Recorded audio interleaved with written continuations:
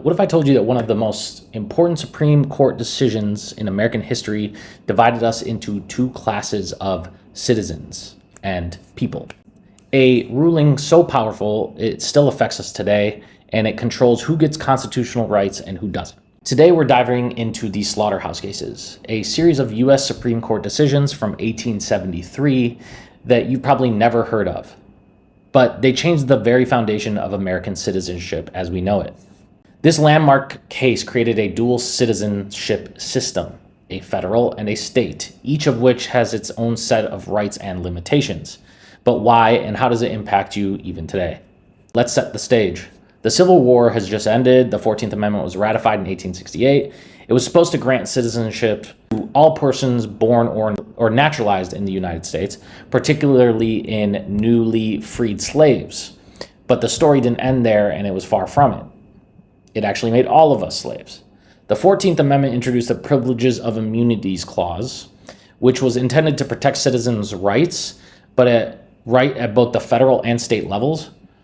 But when the Slaughterhouse Cases came before the Supreme Court just 5 years later, everything changed. In New Orleans, a group of butchers sued the state of Louisiana after it granted a monopoly to a single slaughterhouse, hence the Slaughterhouse Cases. The butchers argued that this violated their rights as a U.S. citizen under the 14th Amendment. But when the case reached the Supreme Court, the justices ruled in a way that will forever alter the interpretation of the 14th Amendment. The court's decision created two distinct types of citizens, a federal and a state.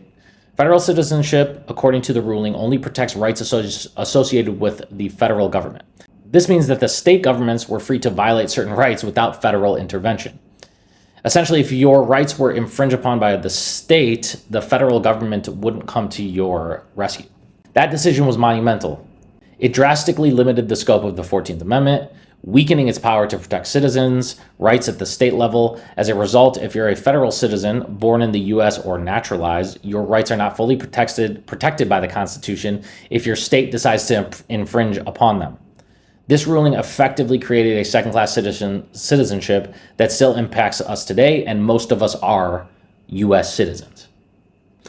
So what does this mean for you when you call yourself a U.S. citizen and check the box U.S. citizen on all these documents and contracts? You're really saying that you're only protected by a limited set of rights, those granted by the federal government. And what about your state rights? The Slaughterhouse Cases set a precedent that still dictates our rights and are divided and protected, a precedent that many argue undermines the very freedom of the 14th Amendment that it was supposed to guarantee us. These cases still take precedent.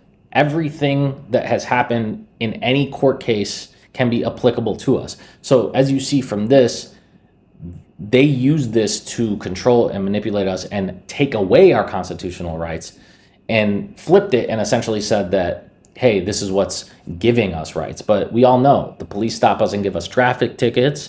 And when they give you a traffic ticket or, you're using drugs or whatever, these are victimless crimes that they just take your money from. That should be a key right in your head, that they're taking something from you, but there's no victim. So that's like, you're just paying them to live. You're paying them for all these taxes, these licenses. You have to pay to sign up your car registration. You have to pay to drive, even though all these rights and constitutions are just there for us for the taking, as long as we don't claim that we are U.S. citizens. So that's why this case is so important, but never really talked about.